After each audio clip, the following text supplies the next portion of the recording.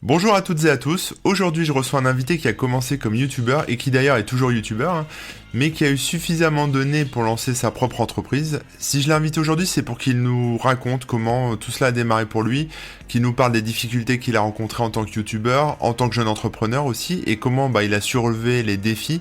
Je suis très heureux de le recevoir parce que vous allez voir, c'est quelqu'un de très positif, qui a une bonne énergie et qui surtout n'a pas peur de relever les manches et qui a une vision business très rafraîchissante. Je m'appelle Corben et vous écoutez Parallèle.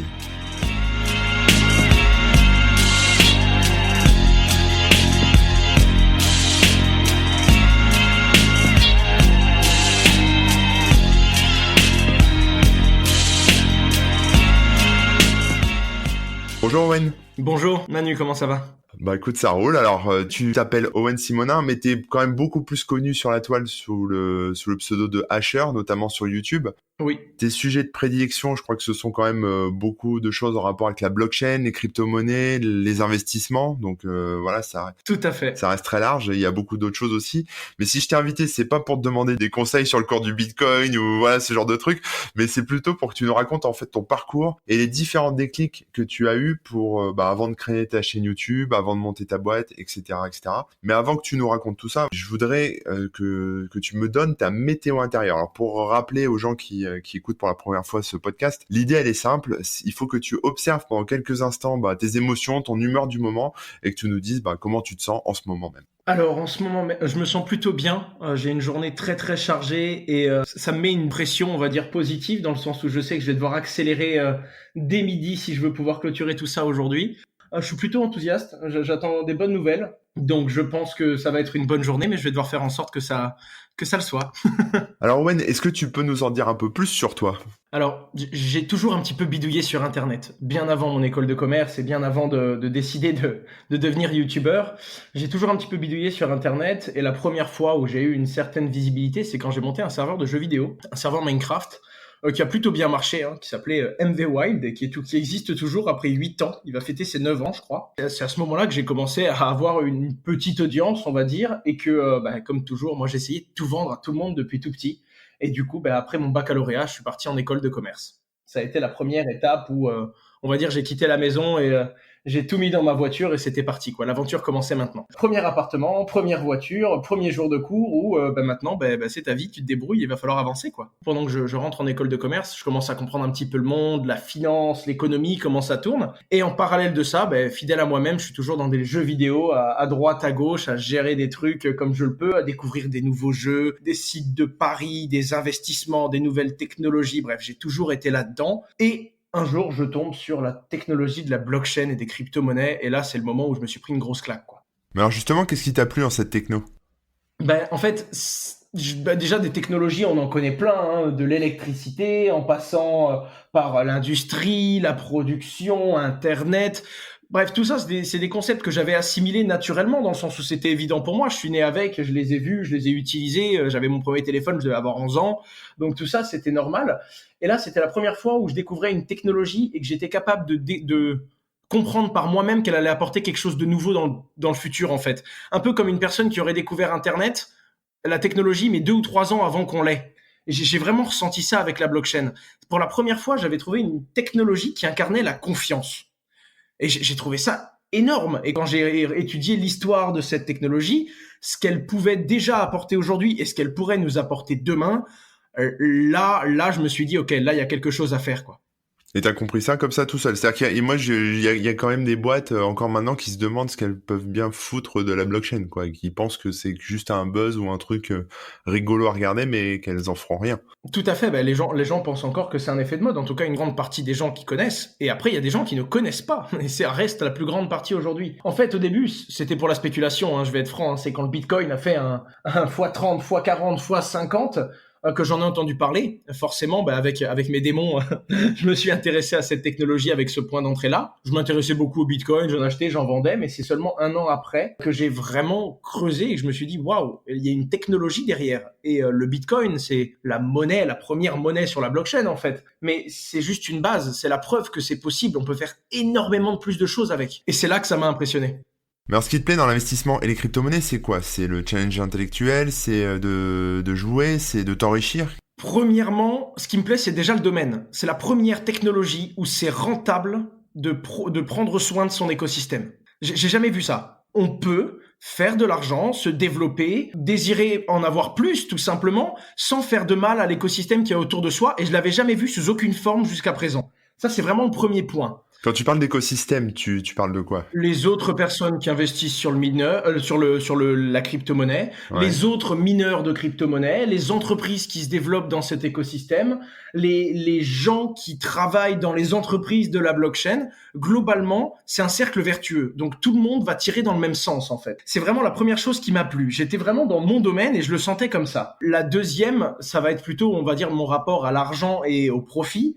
Mais en réalité, je pense que c'est pas avoir de l'argent qui m'intéressait. C'est vraiment le processus, l'architecture, le truc qu'on peut optimiser pour que dans le prochain tour, ce soit encore plus facile de tourner la manivelle, que ce soit encore plus évident et qu'on se rapproche encore plus d'une vraie utilité, qu'on commence à développer des choses qui soient vraiment utiles dans la vie de tous les jours. Je dois m'y retrouver et j'ai vraiment ce besoin de créer de la valeur. Quel que soit, et si c'était pas la blockchain, ce serait autre part. À partir du moment où j'arrive à prendre quelque chose, à utiliser, on va dire, les connaissances que j'ai et que j'ai l'impression qu'en le reposant, il a plus de valeur que quand je l'ai pris entre mes mains la première fois, c'est là-dedans que je m'épanouis vraiment et que je me sens, on va dire, animé, quoi. C'est vraiment quand j'arrive en école de commerce que là, je me dis, d'accord, il y a une vie entière à faire dans ce truc, en fait. Je commence à passer mes nuits à lire des trucs sur le Bitcoin. En cours, ça suit un petit peu moins. Évidemment, j'avais besoin d'en parler. J'avais pas d'audience. Il y avait très peu de gens qui en parlaient sur Internet. Tout était en anglais. Du coup, évidence qui se présente à moi. Je vais lancer ma chaîne YouTube et je vais en parler aux gens. C'est quelque chose que tu avais déjà fait avant, de parler à d'autres gens sur Internet ou pas? Je l'avais déjà fait pour mon serveur Minecraft. J'avais une super chaîne de gaming à l'époque. Je présentais toutes sortes de choses, notamment du Battlefield, du League of Legends. J'avais eu ma petite chaîne YouTube, donc je connaissais un petit peu le mécanisme, mais sans avoir le côté travail, on va dire, et sans avoir le côté développement d'une technologie. J'étais un petit gamer sur YouTube parmi tant d'autres, quoi. Et ce que tu cherchais en créant ta chaîne YouTube, c'était quoi? Plutôt propager la bonne parole et donner des conseils aux gens? C'était plutôt te montrer et te créer une réputation d'expert sur le sujet? Enfin, c'était quoi ton objectif? À ce moment-là, déjà, je voulais qu'il y ait une base francophone parce qu'il y avait rien de français. Et ensuite, je crois que je voulais surtout pas être tout seul. Parce que je passais littéralement mes nuits à bouffer cette technologie. En cours, je lisais des trucs, tout le monde me demandait ce que c'était. J'avais vraiment l'impression d'être tout seul à ce moment-là. J'avais cette sensation que sous les pieds, j'avais quelque chose d'extraordinaire et je savais pas comment le sortir de la terre. Vraiment. Il me fallait des gens, il me fallait de la réflexion, il me fallait des gens plus matures que moi, des gens avec plus de recul qui allaient pouvoir très vite valider et me dire non, t'es fou, arrête tes conneries, t'es tout seul parce que ça intéresse personne. Ou au contraire, fallait que je teste et qu'il y ait des gens qui me disent non, là il y a quelque chose, on lâche pas. Alors, YouTubeur, c'est quand même un métier, faut le dire. Il faut des compétences, enfin voilà, c'est quelque chose qu'on apprend souvent sur le tas. Comment ça s'est passé pour toi, ton approche de YouTube et de la création de ta communauté? En fait, j'ai toujours été, je pense, assez bon sur le fond, mais toujours très mauvais sur la forme. Moi, je filmais avec une caméra Logitech que j'avais mis sur mon ordinateur fixe, pas de micro, c'était le micro de la cam, ça suffisait très bien. C'était le message qui était important. La forme, j'avais pas compris son importance, je l'ai compris après, en fait. Donc, j'ai jamais été un très bon vidéaste, et d'ailleurs, même aujourd'hui, disons que c'est pas pour mes talents d'enregistrement et de vidéo qu'on me reconnaît. Donc, j'ai fait un petit peu ce que j'ai pu avec les moyens du bord afin de m'exprimer. Je prenais une feuille, j'écrivais les grandes idées que je voulais partager, je me mettais en face de la caméra. Je savais même pas couper une vidéo à l'époque, le cut, c'était pas dans mes compétences. J'enregistrais tout et quand la vidéo me plaisait, je l'uploadais, tout simplement, le MP4 et il partait en ligne. Et jusqu'au jour où, quand j'ai développé un peu ma chaîne et que j'ai commencé à avoir beaucoup d'abonnés, donc là c'était 2-3 ans après, enfin non, plutôt 1 an et demi après, pardon, là j'ai une personne qui m'a contacté en disant écoute, cette personne s'appelle Dimitri, elle travaille aujourd'hui avec moi, à mes côtés dans les entreprises. Mais c'est lui qui m'a dit écoute, il faudrait que maintenant que tu commences à ressembler à quelque chose, on va t'aider un petit peu parce que la vidéo, tu dois améliorer la qualité de ton contenu et pas seulement son fond, quoi. Et voilà, c'est là que j'avais mon premier, on va dire, collègue, ami, manager qui a géré un petit peu cette chaîne YouTube avec moi. D'accord, ok, donc tu le connaissais pas en fait, il est venu te chercher dans les commentaires, enfin il t'a envoyé un mail et vous avez fait connaissance, quoi. Ah mais exactement, j'ai reçu un mail, salut, j'aime bien ce que tu fais, je pense que je peux t'aider, il faut qu'on s'appelle sur Skype. C'était aussi simple que ça. Le public sur YouTube est réputé assez jeune, c'est quoi la moyenne d'âge de ta communauté? Alors la moyenne d'âge de ma communauté c'est 35 ans et j'ai 90% de ma communauté qui a plus de 20 ans. Pour débuter dans les crypto-monnaies, il faut un petit peu d'argent quand même. De l'argent, des bases de finances, s'intéresser à l'investissement en général. Après, il faut pas vraiment de base technique, Mais c'est vrai que je réponds souvent à des problèmes ou à des problématiques qu'on n'a pas dans la vie quand on a 15 ans, quoi. Donc, c'est pas des sujets qui intéressent. Après, je vois quand même, et c'est drôle, je vois des mecs qui me font penser à moi quand j'avais 14-15 ans à chercher sur Internet, revendre des bitcoins. Je reconnais certains profils qui sont mais étrangement proches de ce que je suis en fait et de ce que j'étais quand j'étais jeune, donc c'est assez drôle. Ouais, des bébés hacheurs en fait. Des bébés hacheurs.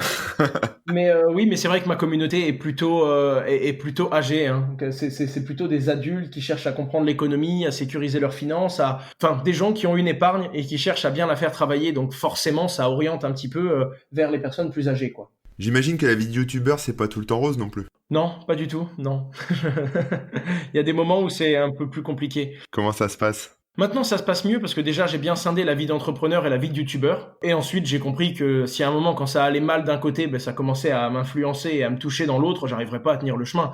Donc, j'ai bien scindé les deux. YouTube, c'est mon plaisir. Je partage ça à la communauté car c'est là-dedans que j'ai l'impression d'être compétent. C'est là-dedans que j'ai l'impression d'apporter de la valeur, hein. Je suis pas un expert technique dans tous les domaines, mais je suis plutôt, on va dire, le mec moyen plus. J'arrive à comprendre le domaine et à l'expliquer simplement. Je serai jamais ce gars qui va aller au fond et qui va trouver le nouvel algorithme qui va changer le monde. Par contre, quand cet algorithme va sortir, je vais réussir à expliquer aux moldus et aux gens comme moi comment il fonctionne et pourquoi ça a changé le monde. Je pense que c'est ça, hein, la petite compétence que j'ai. Et j'essaye de partager et toujours d'expliquer des choses de plus en plus compliquées, mais avec des mots de plus en plus simples. Et comme j'ai réussi, de par ma position dans la blockchain, mine de rien, pas parce que je suis le meilleur, mais tout simplement parce que c'est un petit monde, donc il n'y a pas grand monde dans cet écosystème blockchain. Donc c'est très vite facile de se démarquer en France. Et du coup, dès qu'il y a des grosses boîtes blockchain ou quoi qui veulent arriver et se faire un nom en France, eh bien indirectement, elles sont obligées de passer par moi. Du coup, ça m'a ouvert un réseau, ça m'a fait rencontrer des plus grosses entreprises, des plus gros entrepreneurs, des gens avec plus de recul, qui m'ont fait grandir et qui m'ont ouvert leur réseau à eux. Et du coup, plus j'en sais, plus j'en apprends, plus j'arrive à accéder et à bosser avec des gens qui en savent beaucoup et qui ont, de par leur passé, une grosse expérience. Ça me fait avancer encore plus vite et j'arrive à apporter à ma communauté des informations encore plus fraîches, encore plus à jour, encore plus concrètes. Et ça me permet d'améliorer mon contenu grâce à cet environnement. Alors je le rappelle, sur ta chaîne YouTube, tu observes un peu tout ce monde des crypto-monnaies et de la blockchain. Tu donnes, alors pas des conseils, parce que tu donnes pas de conseils financiers, mais tu donnes quand même ton point de vue et ton analyse de cet écosystème. Est-ce que t'as pas une certaine pression sur les épaules par rapport aux gens qui seraient tentés de faire n'importe quoi avec leur argent? Alors oui, à tel point que chaque vidéo où je parle d'un projet professionnel, il y a un disclaimer toutes les 5 minutes. En plus de ça, j'ai des avocats qui me prennent en un rein à peu près par vidéo pour pouvoir me dire, voilà, là tu ne rentres pas dans le registre du conseil en investissement, là tes disclaimers sont très clairs. Je le rappelle dans la description, je le rappelle à l'oral, j'explique aux gens que c'est pas des conseils en investissement, que j'explique juste comment j'analyse un projet. En réalité, chacune de mes vidéos se tourne sur comment est-ce qu'on peut étudier ce projet, quels sont ses points forts, quels sont ses points faibles. Les gens en tirent leurs conclusions eux-mêmes. Après, comme je leur dis à chaque fois, même comme d'ailleurs ça m'est arrivé il y a pas longtemps, là j'ai présenté un projet qui a fait x5 et plein de gens sont venus me dire merci sur les réseaux sociaux, c'est sûr que ça fait plaisir, mais ma phrase fétiche c'est tout aussi bien que j'ai pas envie d'être responsable de vos pertes quand vous en ferez, je suis absolument pas responsable de vos gains. C'est votre responsabilité. Il faut jamais parier un seul euro qu'on n'est pas prêt à perdre. L'investissement crypto le moins risqué, pardon, il reste plus risqué que les plus gros investissements qu'on peut faire en bourse. C'est vraiment un monde qui peut aller très vite. Donc j'explique aux gens, je ne peux pas porter ce poids-là. Il est tout simplement impossible à porter. Donc je mets mes disclaimers, j'essaye d'aider les gens quand ils ont été trop loin et qu'ils abusent, et il y en aura toujours. Mais en attendant, c'est pas de ma responsabilité. Je leur fais bien comprendre et je tourne de plus en plus mon contenu comme un contenu éducatif. Après, moyenne d'âge 35 ans à peu près. Les gens qui viennent me voir, c'est des gens qui cherchent à placer leur argent. C'est des gens qui m'écoutent pour savoir où mettre leurs fonds. S'ils viennent me voir pour ça, je peux pas non plus changer dans leur tête et les aiguiller autre part. Après, c'est des gens qui sont suffisamment matures, je pense, pour le comprendre. Et forcément, quand on a une audience de 135 000 personnes sur YouTube, il y en a forcément des qui vont se prendre des gifles. Mais je pense que j'essaie de le faire avec les meilleures bases possibles. Et tant mieux que ce soit là et que ce soit raisonnable, plutôt qu'ailleurs, parce que mine de rien, quand une personne a envie de mettre beaucoup d'argent dans une technologie qu'elle connaît pas, d'une manière ou d'une autre, elle va le faire. Elle a besoin de personne. Et alors, comment est-ce que tu as eu le déclic pour passer de youtubeur à entrepreneur? Alors déjà, c'est quelque chose qui me plaisait depuis toujours, hein. Créer un projet, une équipe, mon serveur Minecraft, on avait été jusqu'à 40 dans le staff, j'étais le plus jeune, c'était un truc de fou. J'ai toujours aimé la gestion, donc déjà c'est quelque chose qui m'attirait. Et un jour, je parle en gros de la crypto-monnaie sur ma chaîne YouTube, hein, ça vient vraiment de YouTube. Et je dis aux gens, il y a un de mes abonnés qui dit non mais s'il n'y a pas de banque, qui est-ce qui sécurise une transaction de Bitcoin? Tu l'envoies à quelqu'un. Comment ça se met à jour? Comment ton compte se vide? Comment ça arrive sur le compte de quelqu'un d'autre? Et là, j'explique que c'est les mineurs de crypto-monnaie qui font ça. Ils font mais les mineurs, est-ce qu'ils sont payés? Comment ça fonctionne? Et là, je me dis pour pouvoir répondre, il faut que je le fasse. Et je me construis un ordinateur sur mesure pour miner de la crypto-monnaie. Avec mon frère qui m'aide à l'époque, qui lui aussi était entrepreneur, il avait sa propre entreprise depuis 2 ans, donc ça m'attirait aussi. Et là, je commence tout simplement à choisir les meilleurs composants informatiques, parce que je le rappelle, un mineur c'est un ordinateur, hein. Du moins c'est quelque chose qui peut faire des calculs. Je l'assemble, j'essaye de mettre le meilleur logiciel, je le connecte à la blockchain, et je me rends compte que l'ordinateur, il fait des transactions toute la journée, il sécurise des transactions, il fait des calculs. Il échange donc de l'électricité, parce que l'ordinateur consomme de l'énergie. En échange, il sécurise des transactions et il récupère des commissions. Bref, après avoir travaillé quelques semaines, je me rends compte que l'ordinateur, en tournant toute la journée, il me rapporte 3 euros de crypto-monnaie et il consomme 1 euro d'électricité. Tout de suite, je me refous devant la caméra et j'explique aux gens, alors voilà, j'ai pris tel composant, j'ai mis tel logiciel, ça consomme tant par jour d'électricité, ça me rapporte tant en crypto-monnaie, du coup c'est rentable et c'est pour ça que les gens sécurisent le réseau, car c'est rentable en fait de le faire. T'as fait un retour d'expérience en fait. Tout simplement, voilà. Et j'ai dit devant la vidéo, j'en ai parlé, puis les abonnés ont répondu en disant c'est quand même dommage parce que tu l'as expliqué simplement, mais c'est pas à la portée de tout le monde, c'est trop compliqué. Déjà pour moi, monter un ordinateur c'est compliqué, mais alors l'optimiser, flasher les cartes graphiques, connecter ça à la blockchain, c'est hors de portée pour monsieur tout le monde. On est loin d'une blockchain que tout le monde utilise tous les jours. Et là, il y a un de mes abonnés qui me dit c'est dommage qu'il n'y ait pas une entreprise qui ait fait une boîte comme celle-là, un ordinateur, mais sans toute la complexité. Tu la reçois à la maison. Tu la branches à Internet, à l'électricité, tu appuies sur Start, ça détecte et ça se connecte à la blockchain la plus rentable, celle qui a le plus besoin d'être sécurisée, et les commissions sont payées directement au propriétaire de l'ordinateur à la fin du mois. Là, j'ai levé les yeux, et voilà, on avait un objet social, on avait une entreprise. Entreprise qui s'appelle Just Mining, parce que c'était très simple, il fallait juste miner, quoi. On le reçoit, et Just Mining. Aussi simple que ça. Mais alors là, tu es quand même sur quelque chose de physique. On n'est pas sur un service en ligne que tu as développé, que tu as mis en ligne. On est vraiment sur du matériel, sur un ordinateur que tu es en train d'assembler, que tu es en train de construire. Comment ça se passe? Ah non, clairement. Surtout que au début, moi, j'ai voulu me faire financer. J'ai eu un peu plus de 10 banques qui m'ont dit non. Du coup, moi, je dis à mon frère, tant pis, on abandonne. Il fait non, on n'abandonne pas. Si tu penses que tu arrives à le vendre et que moi, je te dis que j'arrive à le produire, on ne doit pas s'abandonner là. C'est pas une banque qui va nous dire ce qu'on doit faire, quoi. Et donc, on va faire ce que tout le monde aurait fait. On va tricher. C'est le discours de mon frère.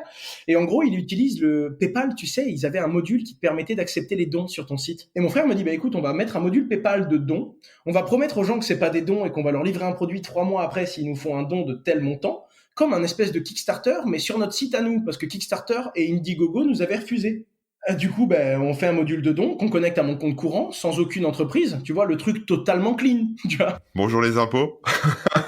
Ah non, mais à l'époque, vraiment, il serait tombé sur moi, j'aurais pris une grosse claque. Bref, ça a super bien marché. Ma communauté on a réussi à lever 75 000 euros en 3 semaines. Là, j'ai vraiment peur.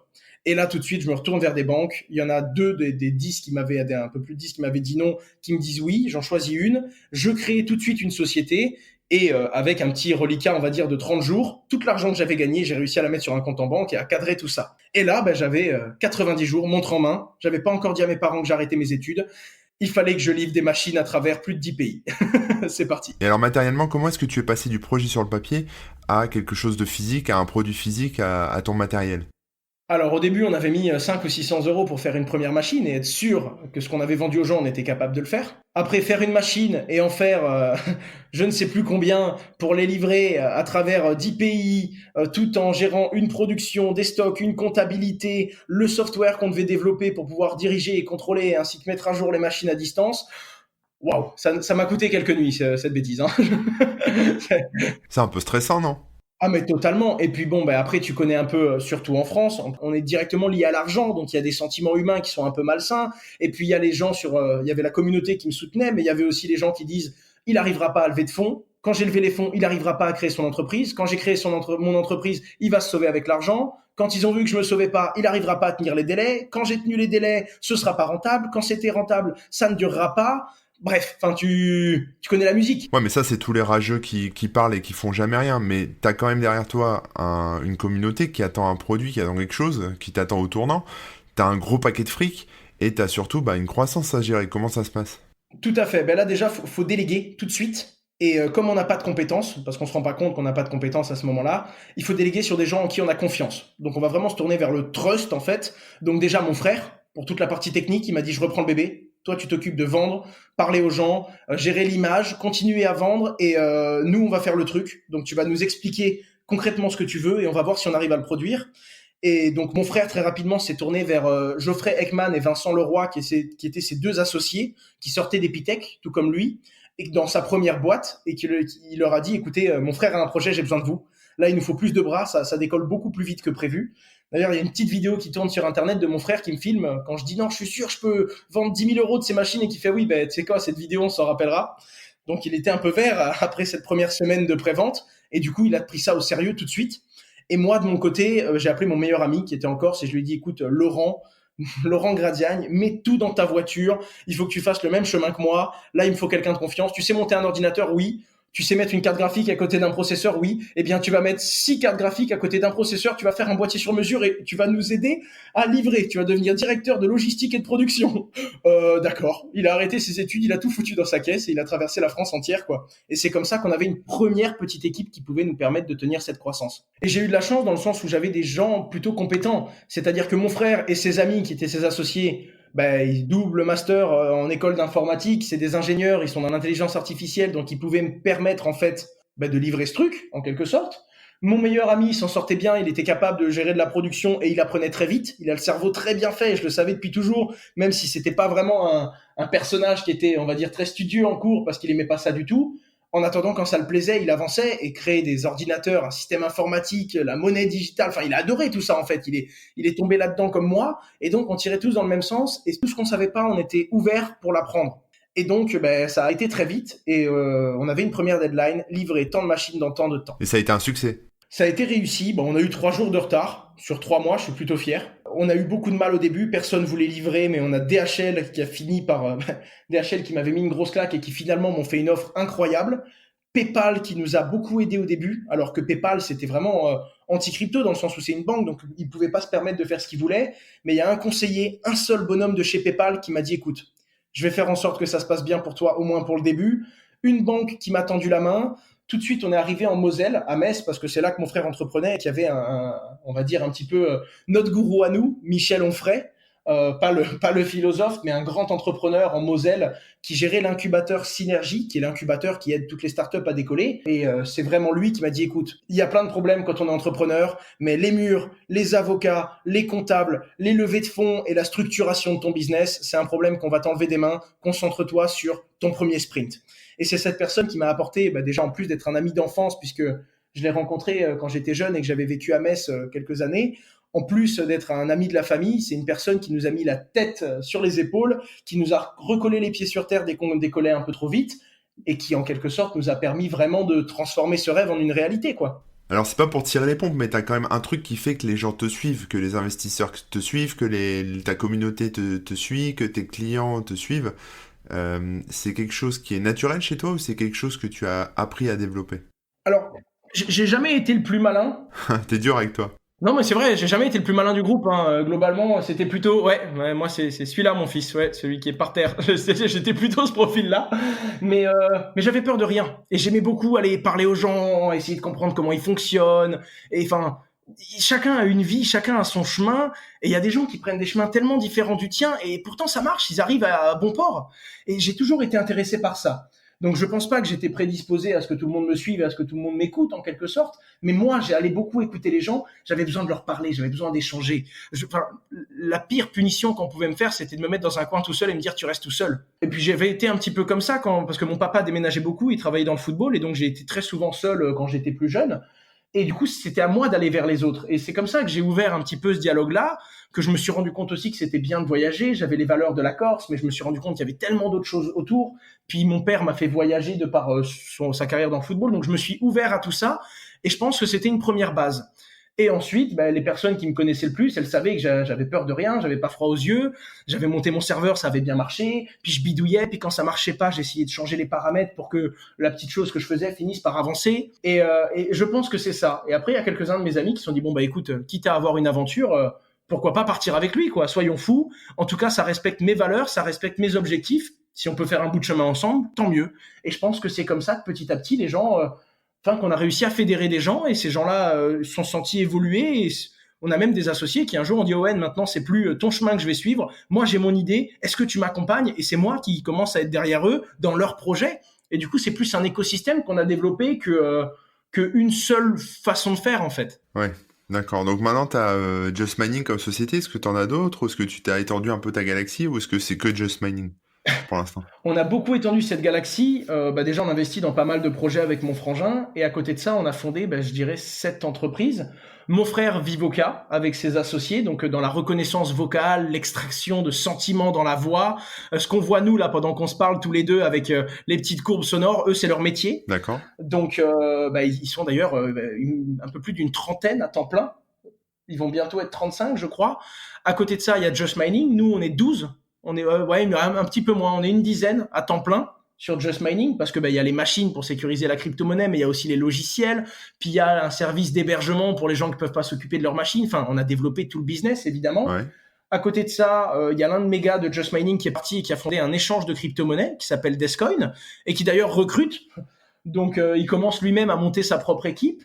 En parallèle de ça, Dimitri, qui m'a aidé à gérer ma chaîne YouTube au début, comme je te l'ai dit au début de notre échange, lui maintenant, il a Return, c'est un espèce de Amazon où tu peux acheter plein de choses et avoir un cashback en Bitcoin. Par exemple, là, on vient de signer une concession Jaguar. Si tu t'achètes une Jaguar un jour, tu pourras recevoir 4% du prix de ta Jaguar en Bitcoin. Plein de choses comme ça. Enfin, je mets de la pub sur ton épisode pour m'acheter une Jaguar à la fin de l'épisode. Là, je vais être obligé. Tu mets 1,34€ la minute. Tu donnes un moyen de... Non, mais on a développé un petit peu tout plein de choses dans le monde de la crypto-monnaie. Mon frère, plus dans l'intelligence artificielle. Puis après, on s'est dit, c'est bien beau de gagner de l'argent dans ces technologies-là, mais où est-ce qu'on investit? Puis ensuite, de l'immobilier. Donc, on a découvert les sociétés civiles immobilières. On a acheté notre appartement chacun en nom propre au début. Puis on s'est rendu compte que pour payer moins d'impôts, le mieux, c'était de laisser ça dans des sociétés. Donc, on a créé des personnes morales, des SCI. Puis ensuite, on s'est dit, on va arrêter de louer les murs de nos entreprises et on a acheté un bâtiment. On vient de l'acheter, là, ça fait 7 jours qu'on a signé le contrat. Donc, on a maintenant un gros bâtiment. On va réunir toutes nos entreprises et tous nos gars. Donc, on sera une cinquantaine avec un peu plus de 5 projets dans un bâtiment où je pense on va passer nos jours et nos nuits pour essayer de passer à la seconde step, quoi. T'es passé d'un projet personnel à une entreprise, même à plusieurs entreprises, et j'imagine que tu n'as plus les mêmes préoccupations que ce que tu avais avant. Comment est-ce que tu gères ton bien-être au quotidien? Comment est-ce que tu gères tes employés? Comment est-ce que ça se passe? Parce que c'est vraiment un métier de gérer des boîtes. Alors, déjà, j'ai compris que ma vision à moi d'être heureux, c'était pas une vision d'être tranquille, de pas avoir de problèmes, etc. J'aurais toujours de la pression. Je serais toujours... le seul moyen que j'ai de m'épanouir, c'est d'être à fond et en gros. Passe-moi l'expression, mais je me suis rendu compte que j'étais beaucoup plus heureux quand j'étais tout le temps dans la merde. Du coup, je me suis rendu compte que j'étais bon là-dedans. Régler des problèmes toujours plus incongrus les uns que les autres, tout s'empile et on a telle ressource, on a tel problème. C'est un Tetris. Faut aller très vite. T'as pas le temps. Les cases, elles montent. Et c'est vrai que le plus gros problème qu'on a toujours, c'est l'humain. Après, on a été assez bon là-dedans dans le sens où on a commencé qu'avec des juniors. Comme je t'ai dit, on n'avait pas de moyens au début, on pouvait pas prendre des gens qui étaient dans l'entrepreneuriat depuis 20 ans. Donc on a commencé avec des juniors qui ont dû grandir très vite, des gens qui ont appris très vite. Et c'est là qu'on a vu les limites de certains, c'est là qu'on a vu qu'il y en a d'autres, ils étaient capables d'aller tellement plus haut. Et c'est vrai que forcément, quand tu gères un projet avec 3-4 potes et qu'il n'y a pas d'argent dedans, ou quand tu gères une entreprise avec une dizaine de personnes, dont 4-5 associés, et que la boîte, elle vaut 10 millions d'euros, là, t'es plus du tout dans le même domaine. Et d'ailleurs, là, tu découvres que chacun a de l'ego, chacun a ses objectifs, tu te rends compte que toi-même aussi, tu fais ça parce que t'as une partie d'ego, t'as besoin de reconnaissance, indirectement, t'as besoin qu'on te reconnaisse pour le travail que t'as fait, et puis chacun, c'est pareil, tu te rends compte que chacun a ses enjeux. Autant mes employés que mes associés, que mes amis, tout le monde a ses propres intérêts là-dedans, et du coup, il faut être capable de se parler, il faut être capable d'être intelligent, d'ouvrir la discussion, et il y en a qui sont plus discrets que d'autres, il y en a qui veulent bien parler, il y en a qui veulent pas s'ouvrir à ça, il y en a qui se sentent biaisés, et tu dois le voir très vite, parce que sinon, ça peut pas durer. Il y en a d'autres qui, tout va très bien pour eux, mais ça durera pas. C'est ça le plus compliqué, surtout quand ils commencent à avoir beaucoup de monde. Et c'est là que je me suis rendu compte que les relations humaines et les ressources humaines, du coup, c'était vraiment quelque chose de très important, car c'est là le premier train qui peut dérailler et tout faire tomber. Et donc, en réalité, on a dû se séparer des gens qui n'étaient pas capables de grandir et qui voulaient pas avancer avec nous. En fait, c'est très simple. On essaie de faire quelque chose de faire. On explique nos valeurs et on essaie de faire comprendre que c'est pas notre vision. C'est une vision qu'on doit tous partager. Ça peut pas être ma vision et tout le monde va la suivre. C'est notre vision. On aimerait la créer comme ça, un truc faire, un truc qui permet à tout le monde de se développer et de s'épanouir.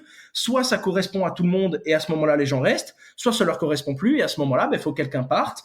Évidemment qu'il en est pour son argent et qu'on le reconnaisse à sa juste valeur et à son travail.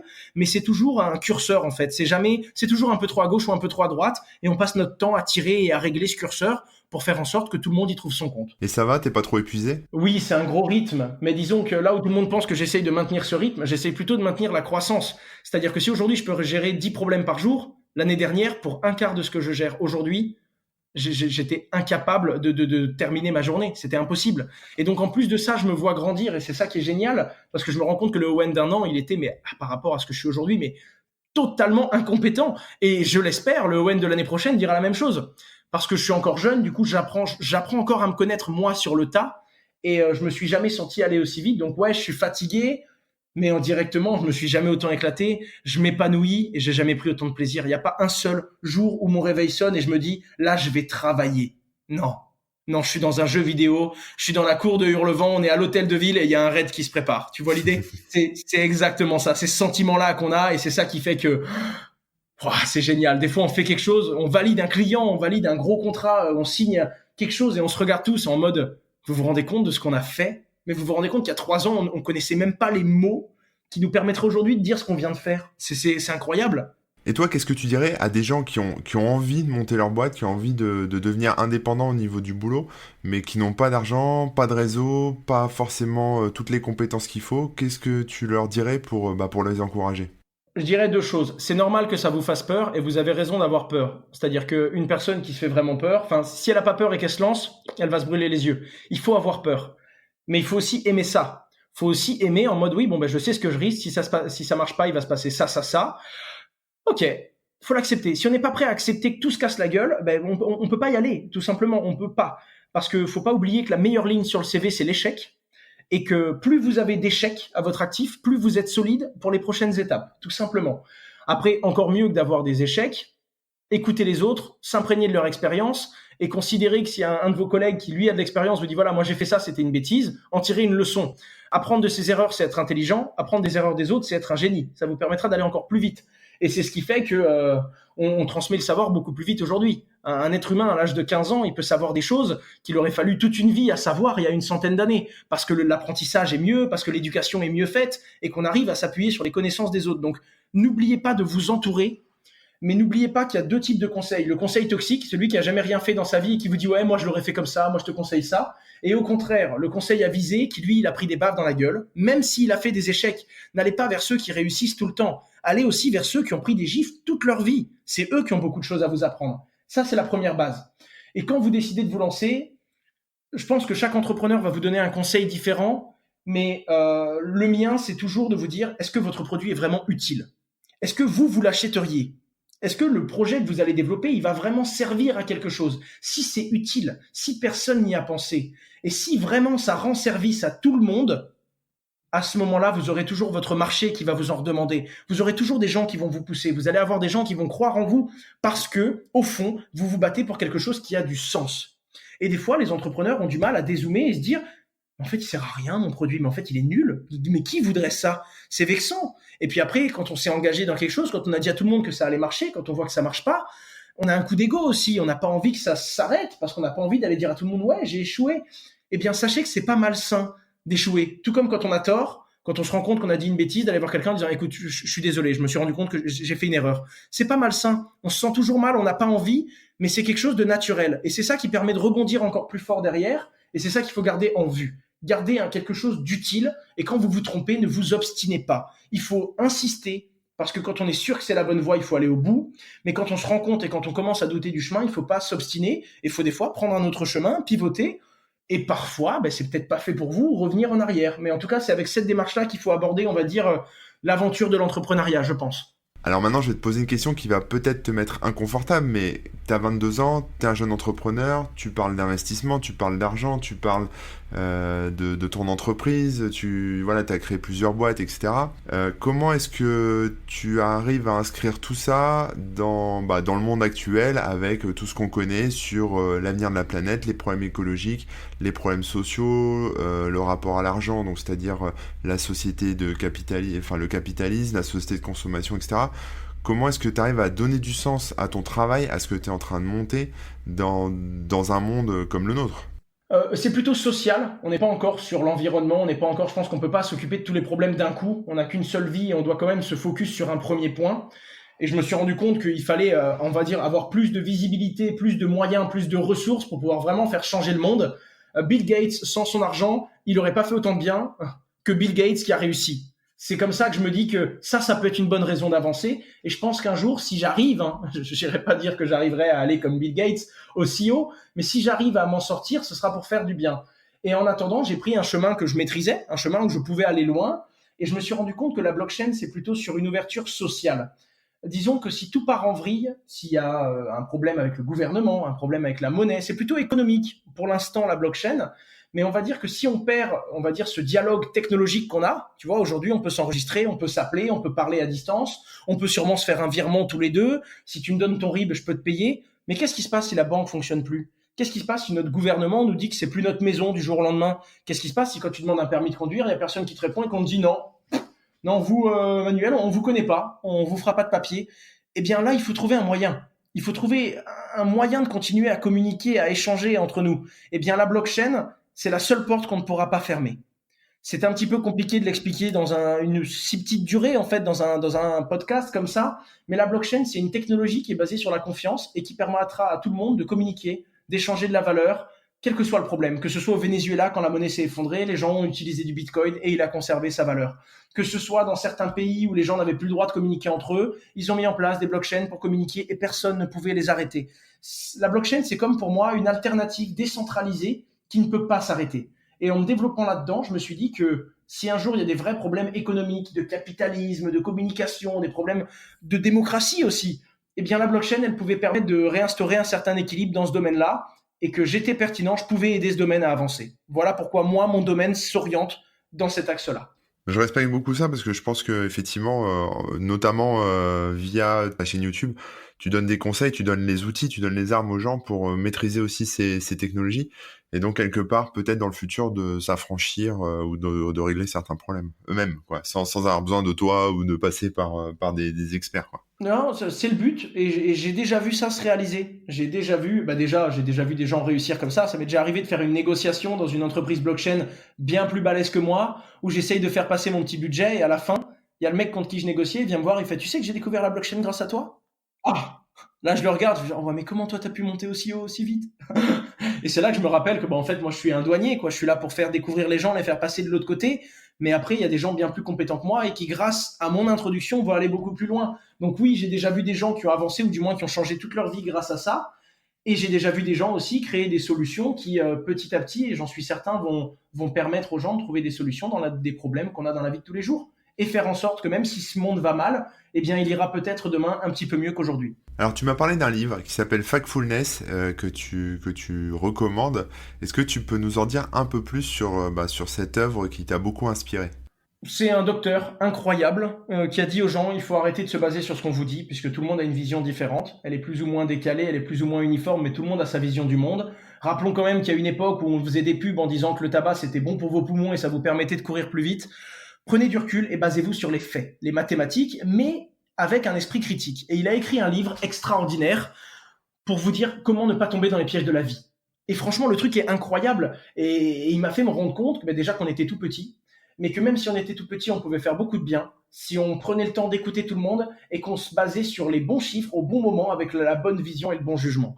Et franchement, c'est l'un des livres qui m'a le plus fait grandir de ma vie. Bill Gates est tombé sur ce médecin et lui a donné la parole à Davos, devant les plus grands présidents de la planète. Et globalement, dès qu'on demande aux gens comment va la famine, est-ce qu'elle a reculé de 25% reculer de 50%, augmenter de 25% ou augmenter de 50%, les personnes les plus éduquées, les personnes les plus intelligentes et les plus respectées de notre planète, à 95% vont se tromper sur cette question. Alors que c'est quand même une question de base. Est-ce que les gens crèvent de faim sur cette planète? On n'est pas foutu de répondre que beaucoup moins qu'il y a 20 ans. Et ça, c'est important. Et ce livre-là, vraiment, je pense qu'il va intéresser. Et pourtant, je déteste lire. Hein. Puis moi, je suis encore un gosse, je déteste ça. Du papier, c'est une perte de temps. Et on pourrait regarder des vidéos, il pourrait y avoir de la musique. Non, je suis tombé sur ce bouquin-là, je l'ai dévoré. Il est incroyable. D'accord, bon bah j'irai l'acheter, je le lirai et je te dirai ce que j'en ai pensé. Une dernière question et après je te laisse vraiment tranquille. Owen, toi, qui sont tes modèles, tes héros, les gens qui t'inspirent, que ce soit des entrepreneurs ou d'autres gens, hein, mais voilà. Alors au début, c'était les entrepreneurs, je vais dire à la Musk, à la Bill Gates, ces gens qui ont réussi à percer ce chemin et qui ont fait un chemin très vite tout seuls. Des gens comme Zuckerberg aussi, des gens qui ont commencé tout seuls leur business. On dit qu'il y a un entrepreneur pour chaque étape. Il y a un gars qui peut démarrer le business, il y a un gars qui peut le passer de 1 million à 100 millions, et il y a le gars qui peut le passer de 100 millions à des dizaines de milliards. Eh bien, Zuckerberg, c'est ce mec-là dans toutes les étapes. Et c'est ce genre de personne qui m'intéresse. En vrai, il n'y a pas un profil qui m'impressionne. C'est vraiment la scalabilité de chacun. C'est-à-dire que, par exemple, j'aimais pas trop la musique. Sur les musiques de Michael Jackson, je suis pas fan. Pourtant, aujourd'hui, quand je le vois danser et quand je le vois chanter, j'arrive à comprendre pourquoi lui, il a retourné la tête de millions d'êtres humains sur Terre. Quand je vois un Lionel Messi sur le terrain, maintenant j'arrive à jauger et à comprendre pourquoi. Pourquoi lui, à cet endroit-là, dans ce domaine-là, il a cassé tous les murs.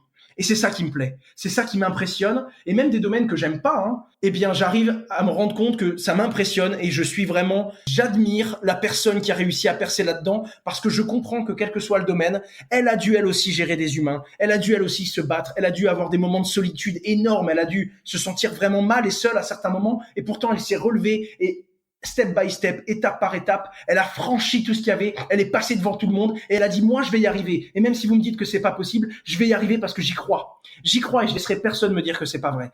Et c'est ça qui m'impressionne. Et c'est pour ça que j'ai beaucoup d'idoles dans beaucoup de domaines, très différents de ce que j'aime en général, hein. C'est pas forcément la technologie, c'est vraiment la croissance, les gens qui arrivent à évoluer et qui arrivent à grandir et qui arrivent à essayer d'utiliser leurs moyens pour faire du bien autour d'eux. C'est vraiment ça qui m'impressionne et c'est vraiment ces gens-là, on va dire, que j'admire. Pour te répondre par une catégorie au lieu de te donner un nom précisément. Alors merci beaucoup Owen, j'étais très heureux d'avoir cet échange avec toi. J'espère que les gens qui nous écoutent ont apprécié cette discussion. J'espère que ça vous aura inspiré, ça vous aura donné peut-être des idées, des envies. Owen, où est-ce qu'on peut te retrouver en ligne ? Alors YouTube, principalement YouTube, mais en vrai je suis partout, hein. Facebook, Twitter, Instagram, Steemit, enfin tu me trouveras un petit peu sur tous les réseaux. Mais vraiment YouTube, Owen Simonin ou Asher sur YouTube, et vous tomberez sur ma chaîne où j'aime bien faire des conférences, des TED, essayer de partager tout ça aux gens. Et j'espère dans encore plus d'endroits demain. Ok, ça marche. Bon bah écoute, merci beaucoup. À bientôt. Et merci à toi, merci beaucoup. Au revoir. Et voilà, c'est terminé pour ce deuxième épisode de Parallèle. J'espère que ça vous a plu. Je remercie encore Owen d'avoir bien voulu se prêter au jeu de mes questions. Quant à moi, je vous dis à très bientôt, hein, dans à peu près 2 semaines. Rendez-vous en février pour écouter un nouvel épisode de Parallèle. Allez, ciao!